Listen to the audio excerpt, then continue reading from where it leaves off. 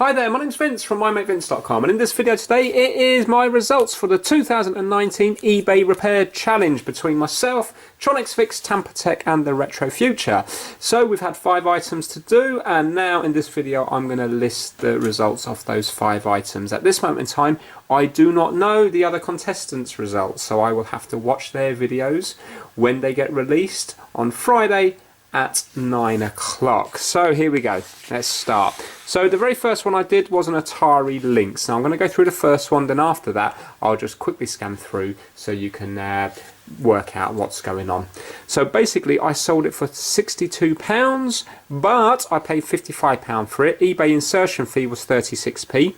eBay final value fee was £3.72. PayPal fees were £2.10. I spent roughly around £1 on capacitors.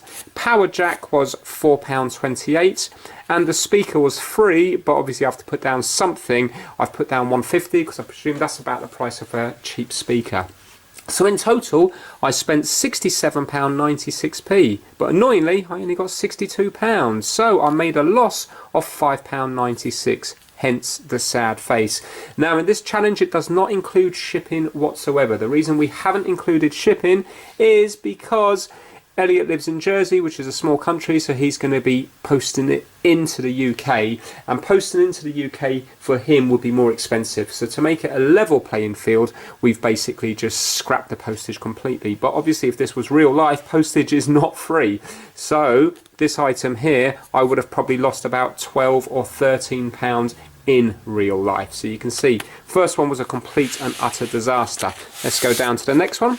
So on the Seiko Watch, this was a really hard one for me, but eventually it did get fixed, but not by myself, but Mike from my Retro Watches. So basically I sold it for £28, but I spent in total £34.62 on it, again not including postage. So I'm down £6.62p. Another sad face, but this is where my luck changes. So now the PS4, I sold it for £122, and I only spent £71.51p on it.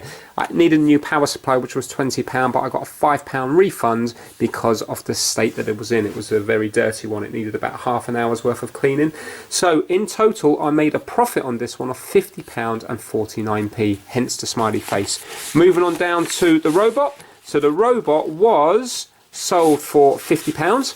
and I spent a total of £34.46p on. So on that I made a profit of £15.54p. Another happy smiley face.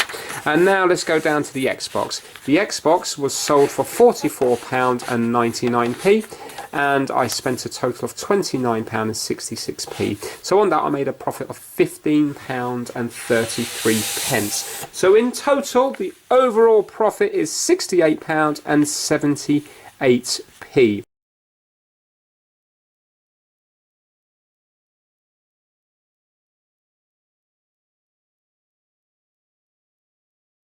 So out of the 5 items I managed to fix 4, and I made a profit on 3 of them, so not too bad. Where do I think I'm going to come in the competition? I don't think I would have won, but at the same time I don't think I would have lost. I reckon 2nd or 3rd. But you can see what an awful profit it is considering the amount of time that was spent on it. If you were to put postage on this, you're going to have to knock about another £25 to £30, I think, off that. Well, the watch was cheap to post, but everything else was quite expensive. So yeah, obviously you're not going to make a living doing this, not in these sort of items anyway.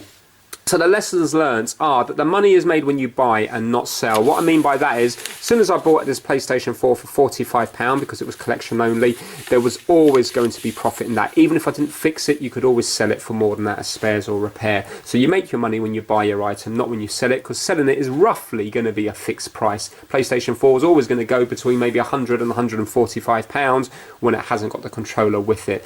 So yeah, that's what I mean by that. PayPal is a good business. What I mean by that is that they kind of make quite a bit of money for not really doing much. If you look at all the fees added up here, all they're doing is taking money off one person and giving it to another. So kind of easy way to make money.